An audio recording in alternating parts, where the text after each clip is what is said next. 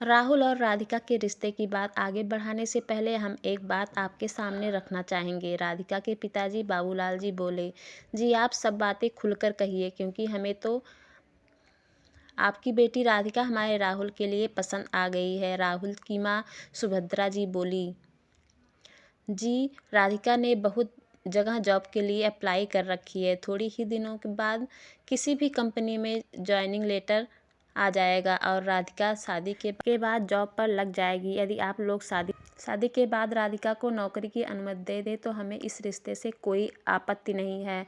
आज के ज़माने में सबकी बहुएं जॉब करती हैं, हमें तो बहू के जॉब करने से कोई दिक्कत नहीं। सुभद्रा जी मुस्कुराकर बोली।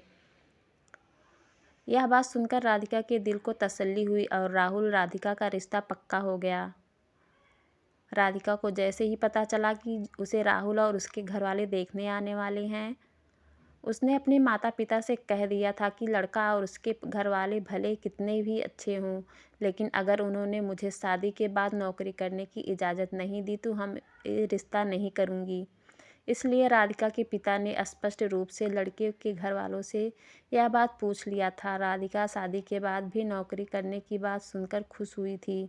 कुछ ही महीनों बाद राधिका और राहुल की शादी हुई और राधिका का जॉइनिंग लेटर भी आ गया। जब उसने खुशी से अपनी नौकरी लगने की बात घर में बताई तो सुभद्रा जी बोली, बहू तुम्हारे नौकरी करने से कोई मना नहीं करेगा। यदि तुम मुझसे यह उम्मीद करोगी कि तुम नौकरी पर जाओ और मैं घर के सारे काम करूँगी, तो मैं पहले से ही कह देती हूँ मुझसे घर के काम नहीं होने वाले। तुम्हें सुबह उठकर तुमसे जो बन सके वह काम करने होंगे। तुम्हारे टिफ़िन, नाश्ता यह सब भी करना होगा। तुम्हें गर्म गर्म रोटी की आस मत लगाना मुझसे। यह सुनते ही राधिका के चेहरे की हवाइयाँ उड़ गई। उतने में राधिका के ससुर रामलाल जी बोले, भगवान, राधिका नौकरी के साथ घर का सारा काम अकेले कैसे संभालेगी। राहुल भी बीच में बोल पड़ा, माँ आप पहले भी तो घर के सारे काम करती थी, अकेले कर लिया करती थी, फिर अब क्या हुआ। सुभद्रा जी बोली, राहुल घर में आगे चलकर कोई भी ड्रामा ना हो, इसलिए मुझसे कोई उम्मीद मत रखो। जिसको जो भी करना है अपने दम पर करो। राधिका जी यह सब सुनकर बहुत उदास हुई और रात को राहुल से बोली, राहुल मैं यह नौकरी किसी भी हाल में करना चाहती हूँ। तुम्हें याद होगा तुम्हारे परिवार से नौकरी करने की इजाज़त का सुनकर भी मैं रिश्ते के लिए हाँ बोली थी। राहुल बोला, एक काम वाली बाई रख लेते हैं जो घर वाल का झाड़ू पोछा बर्तन कपड़े करेगी, खाना बनाना यह सब करेगी, ताकि तुम नौकरी पर जाओ तो भी घर अच्छे से चल सके और तुम पर भी काम का ज़्यादा बोझ ना पड़े। 2 दिन बाद घर के सारे कामों के लिए नौकर रख लिए गए और राधिका नौकरी पर जाने लगी। मगर असली समस्या तब हुई जब काम वाली नहीं आती थी। शाम को राधिका घर आकर सारे बर्तन करती और खाना बनाती। थकी हारी राधिका मन ही मन सोचती थी, सासू माँ अब उम्र हो गई है कह के आराम फरमाती रहती हैं, मगर यह नहीं कि बहू के घर के कामों में कुछ मदद भी कर दे। काम वाली बाई नहीं आई तो भी उठकर कुछ कर दे। मेरी शादी होते ही हाथ खड़े कर लिए उन्होंने, ताकि मैं अकेले ही करूं। आज रविवार था और फिर से राधिका की कामवाली ने छुट्टी कर दी थी। राधिका को ऑफिस की छुट्टी के दिन भी बिल्कुल आराम ना था। उतने ही राधिका की माँ का शोभा जी का फ़ोन आ गया। वे बोली, बेटा आज तो तुम्हें आराम ही होगा, ऑफिस की छुट्टी जो है। राधिका बोली, माँ आज भी बाई नहीं आई और घर के काम तो कभी ख़त्म ही नहीं होते। ऊपर से सासू माँ महारानी बनकर बैठी रहती हैं, तो सारे काम मुझे अकेले को ही करना पड़ता है। राधिका की माँ शोभा जी को भी अपनी बेटी के लिए दुख हुआ। थोड़े दिन बाद राधिका को खबर मिली उसके पापा के हार्ट अटैक से भगवान को प्यारे हो गए। राधिका मायके आकर खूब रोई। ऐसे समय में राधिका की सासू भी उसको हिम्मत देती थी।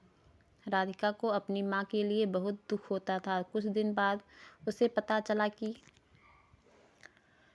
उसके भाई नितिन को उसी के ऑफिस में काम करने वाली लड़की वर्षा पसंद है और वह उससे शादी करना चाहता है। शोभा जी ने भी अपने बेटे की पसंद के लिए तुरंत हामी भर दी और जब दोनों परिवार बातचीत के लिए मिले तब वर्षा की माँ ने शोभा जी से वर्षा की नौकरी करने की इजाज़त मांगी।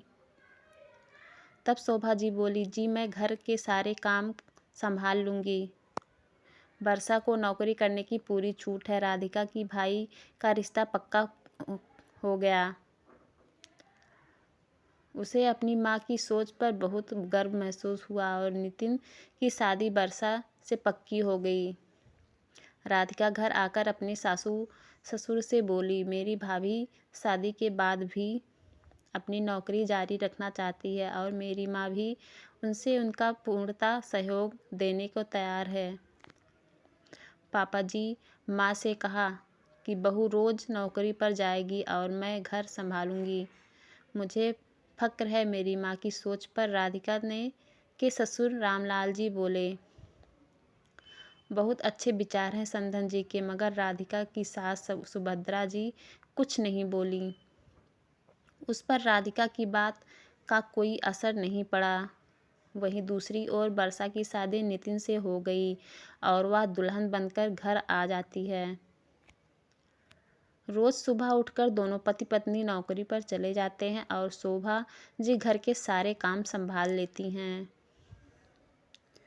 शोभना जी भी खुशी खुशी सारे काम करती। मगर जैसे दिन महीने गुजरते रहे, शोभा जी ने महसूस किया कि जितने वो काम करती हैं जा रही हैं, उनकी बहू वर्षा उतनी ही ढीठ होती जा रही है। वर्षा रोज़ सुबह देरी से उठती है और बना बनाया चाय नाश्ता करती है और तैयार टिफ़िन लेकर ऑफिस चली जाती है। अब तो वर्षा बात बात पर शोभना जी को झिड़कने लगी थी। मम्मी जी, या क्या आपने आज फिर टिफ़िन में भिंडी की सब्ज़ी बना दी? वही 4 दिन पहले भी तो आपने टिफ़िन में भिंडी की सब्ज़ी भरी। वर्षा गुस्से से बोली, बहू फ्रिज में सिर्फ भिंडी की सब्ज़ी ही थी और इतनी सुबह तो मार्केट भी नहीं खुली, इसलिए भिंडी की सब्ज़ी बनानी पड़ी। आंखों से आंसू पोंछते हुए शोभना जी बोली। वर्षा फिर से कड़क मिजाज में बोली, नितिन को टिफ़िन में भिंडी के साथ दही भी डाल दीजिए। उन्हें कोरी भिंडी बिल्कुल नहीं भाती। उनको भी एक ही बात ना जाने कितनी बार समझाती रहती हूँ। लगता है उनकी अक्ल घास चरने गई है। वह सुबह सुनकर शोभना जी की आंखों में फिर आंसू छलक पड़े। थोड़े ही दिनों में वर्षा ने अपनी माँ बनने की खुशखबरी दी। यह खबर सुनकर शोभना जी बहू द्वारा दिए गए सारे घाव भूल गई और फिर से वर्षा की खातिरदारी में लग गईं। वहीं दूसरी ओर राधिका भी माँ बनने वाली थी। जब भी माँ शोभना जी को फ़ोन करती, शोभना जी बेटी को कहीं अपनी कोई परेशानी ना बताती और कहती कि उनकी बहू वर्षा बहुत अच्छी है। वह राधिका को वर्षा की हरकतें बताकर चिंता नहीं देना चाहती थी। शोभना जी ने राधिका को मायके आने को कहा तो वह बोली, नहीं माँ, यहाँ मैंने काम वाली बाई रख ली है, इसलिए मुझे यहाँ कोई दिक्कत नहीं है। 9 महीने बाद वर्षा ने एक छोटे से बच्चे को जन्म दिया। उसका नाम मोनू रखा और डिलीवरी के बाद वह 3 महीने के लिए अपने मायके चली गई। वर्षा ने नौकरी के 6 महीने की छुट्टी ले ली थी। अब वर्षा ने मोनू को सास के भरोसे छोड़कर फिर से नौकरी ज्वाइन कर ली थी। दूसरी ओर शोभना जी भी शुगर और बीपी जैसी बीमारियों से ग्रसित हो गई थी। मगर अब शोभना जी पर घर की जिम्मेदारी के साथ साथ मोनू की जिम्मेदारी भी पड़ गई थी। एक रोज़ शोभना जी अपने बेटे नितिन से बोली कि अब उनसे इतने सारे काम अकेले नहीं होते हैं। अगर वे लोग कामवाली लगा दे तो अच्छा होगा। मगर थोड़ी देर बाद उन्हें बहू वर्षा की नितिन के साथ बातें करने की आवाज़ आई। वह कह रही थी, नितिन, अब मोनू का भी जन्म हो चुका है, वैसे भी हमारे खर्चे बढ़ गए हैं। जब तक यह बुढ़िया है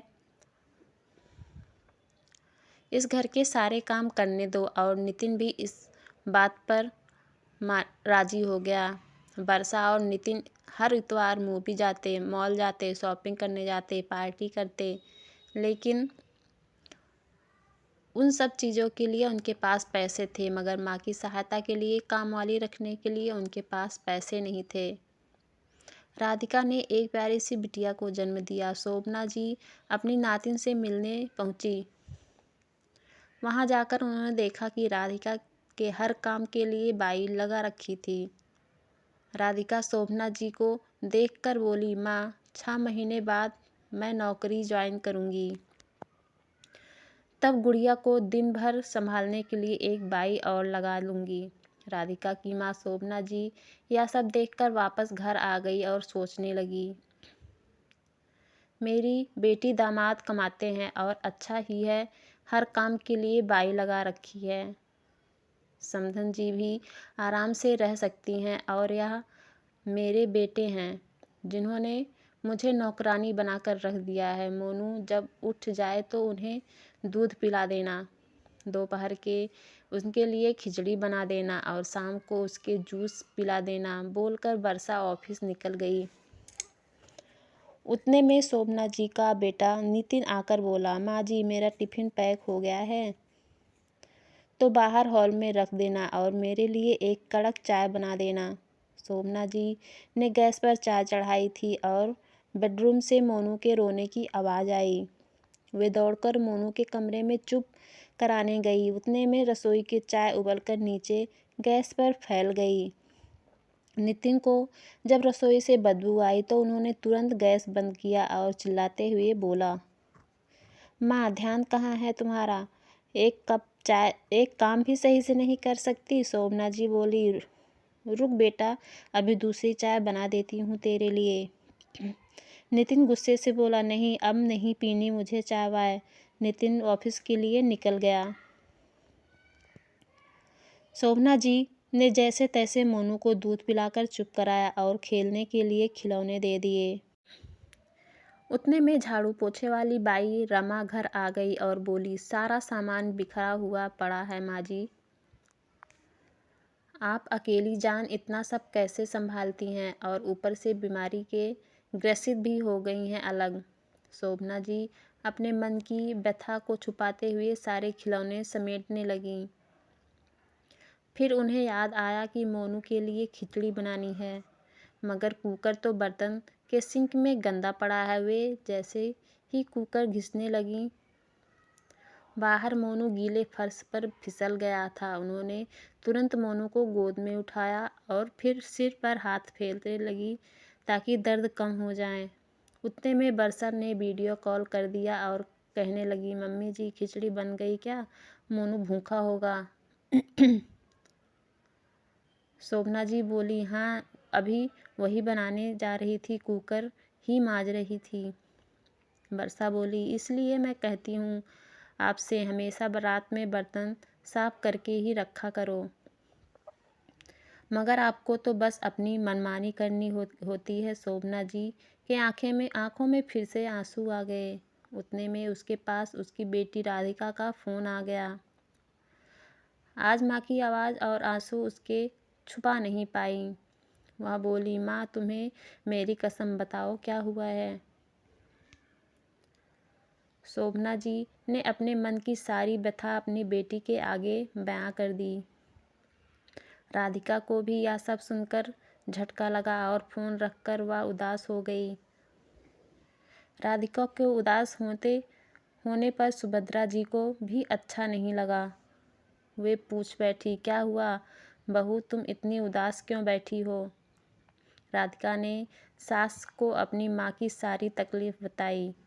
सुभद्रा जी बोली, बहू, अब तो तुम समझ गई होगी कि मैं तुम्हारी शादी होते ही क्यों घर के काम करने से मना कर दिया था। मैं रसोई का काम करके बहू को ढील और अपने आप को नौकरानी नहीं बनाना चाहती थी। एक काम करो, तुम अपनी माँ को थोड़े दिन के लिए यहाँ बुला लो, इसी बहाने तुम भी समधन जी से मिल लोगी। राधिका अपने भाई नितिन से फ़ोन करके कहती है कि उसकी तबीयत खराब है, इसीलिए 2 हफ्तों के लिए वह माँ को यहाँ रखना चाहती है। शोभना जी बेटी के पास आ जाती हैं और वह सास के बिना वर्षा की हालत ख़राब हो जाती है। घर, ऑफिस और बच्चा संभालते संभालते वर्षा पागल सी हो जाती है। जैसे ही 2 हफ्ते बीतते हैं, नितिन से कहती है, 2 हफ्ते बीत गए, अब तुम्हारी माँ को बुला लो यहाँ, मुझसे अकेले बिल्कुल भी मैनेज नहीं हो पा रहा है। नितिन राधिका को फ़ोन करता है तो राधिका की सास सुभद्रा जी कहती हैं, तुम्हारे भाई भाभी से कहो कि माँ को आकर ले जाएं। राधिका के बुलाने पर नितिन और वर्षा राधिका के घर शोभना जी को लेने आते हैं और वहाँ सुभद्रा जी राधिका को एक नाटक रचने के लिए कहती हैं। जैसे ही नितिन और वर्षा आकर बैठते हैं, राधिका अपनी माँ से कहती है, माँ ज़रा भाई और भाभी के लिए पानी लाना। शोभना जी के लिए दोनों के लिए पानी लेकर आती हैं।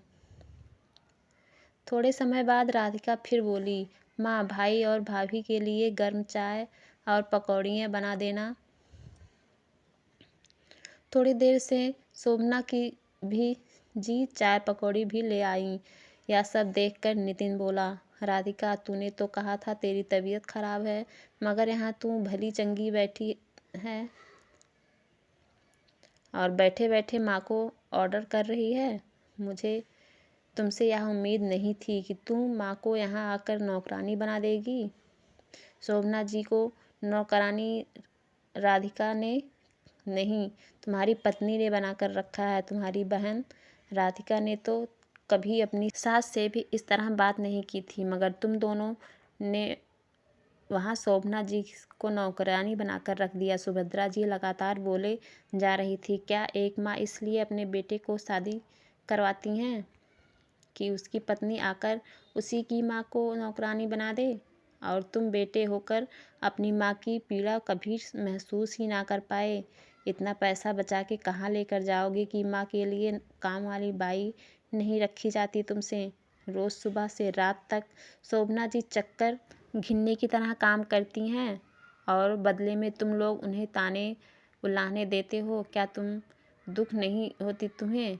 यह सब नाटक राधिका ने मेरे कहने पर किया था। नितिन और वर्षा या बैठे बैठे शर्म से ज़मीन में गड़े जा रहे थे और फिर वे दोनों शोभना जी से माफ़ी मांगने लगे। वर्षा बोली, माँ आपने तो मुझे हमेशा माँ बनाकर प्यार किया, मगर मैं आपको सास भी ना समझ पाई। मुझे माफ़ कर दो माँ। नितिन भी बोला, माँ मैं भी तुम्हारे कठोर शब्द से बात करता था। मैं तो अपनी ही माँ की भावनाओं की कद्र नहीं कर पाया। शोभा जी तो बेचारी एक माँ थी। बच्चे कितने भी नालायक हो, माँ का दिल बच्चों को माफ़ कर ही देता है। शोभा जी उसके साथ वापस अपने घर आ गईं। दूसरे ही दिन वर्षा ने खाना बनाने वाली, बर्तन वाली और मोनू को संभालने वाली लगा दी। अब दोनों बेटे बहू की आंखें खुल चुकी थी और वे शोभा जी को इज्जत और प्यार देने लगे थे। दूसरी ओर राधिका भी अब खुश थी। उसकी सास द्वारा बताए नाटक से सभी का भला हो गया था। राधिका अब खुशखबरी सुनाने बाहर सुभद्रा जी के पास जाती है तो देखती है सुभद्रा जी हाथों में नेल पेंट लगा रही हैं। रामलाल जी उन्हें छेड़ते हुए कह रहे थे कि अब किसको दिखाना है, तो इतना बन संवर के कहाँ जा रही हो, अब तो बूढ़ी हो गई हो। सुभद्रा जी कह रही थी, जी मैं किसी को दिखाने के लिए यह सब नहीं कर रही, मैं तो इसलिए यह सब करती हूँ क्योंकि इन सब से मुझे खुशी मिलती है। पहले घर परिवार और बच्चे की जिम्मेदारी में मैं खुद पर ध्यान नहीं दे पाई। अब इस उम्र में शौक़ पूरे नहीं करूँगी तब कब करूँगी? इस उम्र में अपने लिए नहीं करूँगी तो किसके लिए करूँगी? राधिका यह सब देखकर मुस्कुरा दी और सोचने लगी, सही तो कह रही हैं माँ जी। औरतें अपनी पूरी ज़िंदगी अपने पति, ससुराल और बच्चों के लिए समर्पित कर देती हैं। फिर बहुएं आने के बाद तो कम से कम उन्हें अपने काम से फ्री होकर अपने लिए जीना चाहिए, वरना ज़िंदगी कहाँ किसी का इंतज़ार करती है। इसलिए अपने सारे शौक़ बुढ़ापे में ही पूरे कर लेनी चाहिए।